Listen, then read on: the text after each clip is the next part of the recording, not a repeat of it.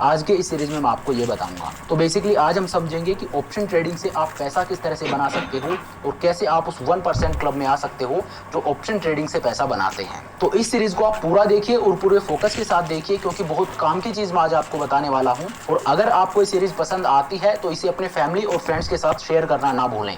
तो चलिए अब इस सीरीज को स्टार्ट करते हैं। तो देखिए, ऑप्शन ट्रेडिंग की जब हम बात करते हैं तो यहाँ पे हम दो चीज कर सकते हैं, या तो हम ऑप्शन को बाई कर सकते हैं और दूसरा हम ऑप्शन को सेल कर सकते हैं। तो ऑप्शन सेलिंग जो होती है उसमें ज़्यादा पैसे की ज़रूरत होती है। अगर आपके पास पैसे की कमी नहीं है, आपके पास इनफ कैपिटल है, तो आप ऑप्शन सेलिंग कर सकते हो, वो भी एक अच्छी चीज़ होती है। लेकिन हाँ, अगर आपके पास बहुत ज़्यादा पैसा नहीं है और आपका जो कैपिटल साइज़ है वो छोटा है, तो फिर मैं आपको बोलूँगा कि आप ऑप्शन बाइंग कीजिए। क्योंकि जहाँ ऑप्शन सेलिंग के लिए 90,000 से 1 लाख रुपए की ज़रूरत होती है, वहीं पे ऑप्शन बाइंग हम 10 से 20,000 रुपए में भी कर सकते हैं। तो जब भी एक नया ट्रेडर मार्केट में ट्रेड करना स्टार्ट करता है या एक नया आदमी मार्केट में एंटर करता है, तो सबसे पहला सवाल जो उसके दिमाग में आता है वो यही होता है कि मैं कितना पैसा लगाऊं, कितने पैसे से मैं स्टार्ट करूं। जब भी एक नया ट्रेडर आता है तो कम से कम रिस्क लेके और मार्केट में ट्रेड करना चाहता है। तो ये जो सबसे पहला सवाल एक ट्रेडर के दिमाग में आता है, उसका जवाब मैंने यहाँ पे दे दिया है कि कितना पैसा आपको कम से कम चाहिए ऑप्शन बाइंग करने के लिए। तो देखिए, वैसे तो आप कम में भी कर सकते हो, लेकिन एक ऑप्टिमम वे में ऑप्शन बाइंग करने के लिए आपकी कैपिटल 10 से 15,000 रुपए या 10 से 20,000 रुपए जरूर होनी चाहिए। चलिए, तो मैंने आपको ये तो बता दिया कि आप ऑप्शन बाइंग कीजिए, और ऑप्शन बाइंग करने के लिए आपको कितना पैसा चाहिए वो भी मैंने आपको बताया। अब यहाँ पे मैं आपको ये बताना चाहता हूँ कि मैं आपको ऑप्शन बाइंग करने के लिए क्यों बोल रहा हूँ, आपका जो वाई है उसको मैं क्लियर करना चाहता हूँ। तो देखिए, ऑप्शन बाइंग में आपको कुछ बेनिफिट मिलते हैं, इस वजह से मैं आपको बोल रहा हूँ कि आप ऑप्शन बाइंग कीजिए। अभी बेनिफिट क्या है ये मैं आपको बताता हूँ। तो देखिए, सबसे पहला बेनिफिट तो यही है कि यहाँ पे आप कम पैसे में स्टार्ट कर सकते हो। आपको 1-2 लाख रुपए नहीं चाहिए। अगर आपके पास 5-10 हज़ार रुपए हैं या 10-20 हज़ार रुपए हैं, तो उनमें आप ऑप्शन बाइंग स्टार्ट कर सकते हो। छोटी कैपिटल के साथ आप यहाँ पे स्टार्ट कर सकते हो। ये पहला बेनिफिट है। दूसरा बेनिफिट यहाँ पे जो आपको मिलता है वो ये है कि यहाँ पे आपका जो रिस्क है वो लिमिटेड होता है और आपका रिवॉर्ड है वो अनलिमिटेड होता है। जब आप ऑप्शन बाइंग करते हो तो यहाँ पे आपका मैक्सिमम लॉस है वो लिमिटेड होता है और मैक्सिमम प्रॉफिट है वो अनलिमिटेड होता है। आपको कितना भी प्रॉफिट हो सकता है। मान लीजिए आपने एक ऑप्शन 100 रुपए में बाई किया है, तो यहाँ पे अब आपका मैक्सिमम लॉस जो है वो 100 रुपए का ही हो सकता है, उससे ज़्यादा लॉस आपको नहीं हो सकता। लेकिन यहाँ पे आपका प्रॉफिट है वो 200 रुपए का भी हो सकता है, वो 300 रुपए का भी हो सकता है, वो 500 रुपए का भी हो सकता है, वो 1000 रुपए का भी हो सकता है।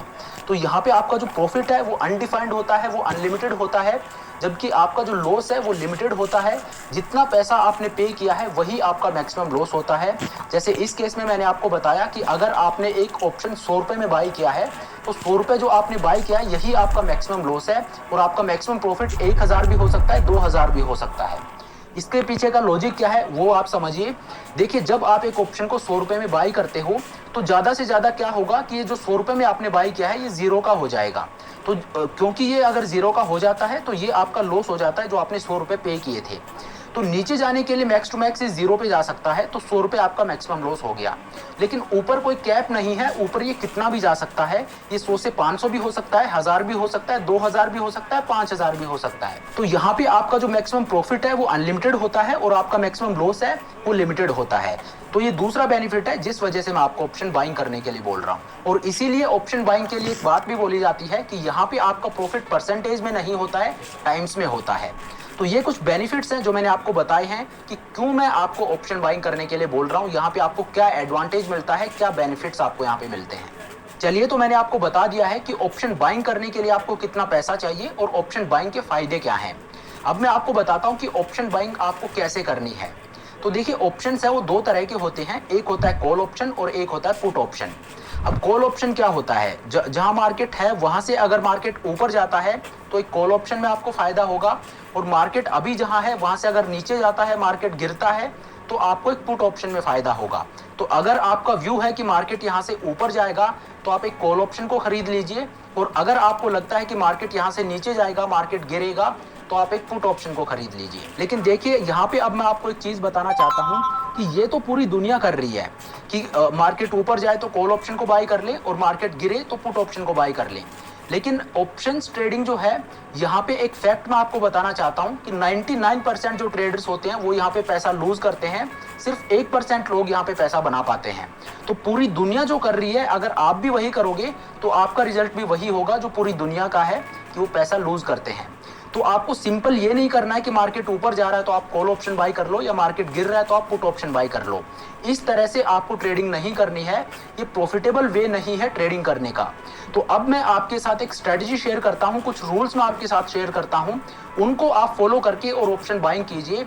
वो एक प्रॉफिटेबल वे है ऑप्शन बाइंग करने का। तो चलिए वो स्ट्रेटजी क्या है वो अब मैं आपको बताता हूं। चलिए तो अब मैं आपके साथ ऑप्शन बाइंग की एक स्ट्रेटजी शेयर करता हूं, कुछ रूल्स हैं वो मैं आपको बताऊंगा, आपको उनको फॉलो करना है ऑप्शन बाइंग करने के लिए। देखिए, आपको आंख बंद करके ऑप्शन बाइंग बिल्कुल नहीं करनी है। जो रूल्स मैं आपको बता रहा हूं, जो स्ट्रेटजी मैं आपको बता रहा हूं, उसको आपको फॉलो करना है, और इससे आपको अपनी ट्रेडिंग में एक डिफरेंस नजर आएगा, एक प्रॉफिटेबल वे में आप ट्रेडिंग कर पाओगे। तो देखिए, सबसे पहली बात तो ये कि मैंने आपको शुरू में बताया कि आपकी कैपिटल है वो 10 से 20 हजार रुपए होनी चाहिए। तो मान लीजिए आपकी कैपिटल है वो 20 हजार रुपए है, तो सबसे पहला रूल तो ये है कि आप एक सिंगल ट्रेड में अपनी कैपिटल का 10% से ज्यादा लूज नहीं करोगे। अब आपकी कैपिटल है 20 हजार रुपए, तो 20 हजार रुपए का 10% कितना हो गया, 2,000 रुपए। तो इसका मतलब क्या हुआ कि एक सिंगल ट्रेड में आपका मैक्सिमम लॉस है वो 2,000 से ज्यादा नहीं होना चाहिए। एक सिंगल ट्रेड में आप 2,000 रुपए मैक्स टू मैक्स लूज करोगे।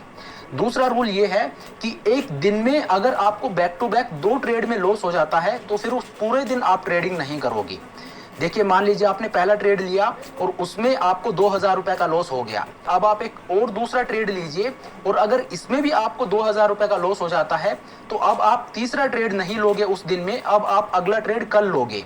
आज के दिन की ट्रेडिंग हो गई है। अब यहाँ पे आपके अंदर ये ग्रीड नहीं आनी चाहिए कि मैं एक और ट्रेड ले लेता हूँ और ये जो लॉस हुआ ये मैं रिकवर कर लूँ।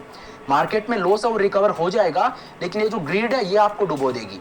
तो ये आपका रूल नंबर 2 ये है कि एक दिन में अगर आपको बैक टू बैक 2 ट्रेड में लॉस हो जाता है तो फिर उस दिन के लिए आप ट्रेडिंग बंद कर दोगे, उस दिन आप और ट्रेड नहीं लोगे। ठीक है, तो ये 2 रूल हैं जो आपको याद रखने हैं। पहला रूल क्या है कि आपकी जो कैपिटल है उसका 10% आपका मैक्सिमम लॉस होना चाहिए किसी एक सिंगल ट्रेड में। और दूसरा रूल क्या है कि बैक टू बैक अगर 2 ट्रेड में आपको लॉस हो जाता है तो उस दिन के लिए आप ट्रेडिंग बंद कर दोगे, उस दिन आप और ट्रेड नहीं लोगे। अब मैं आपको बताता हूं एक स्ट्रेटजी जो आपको फॉलो करनी है।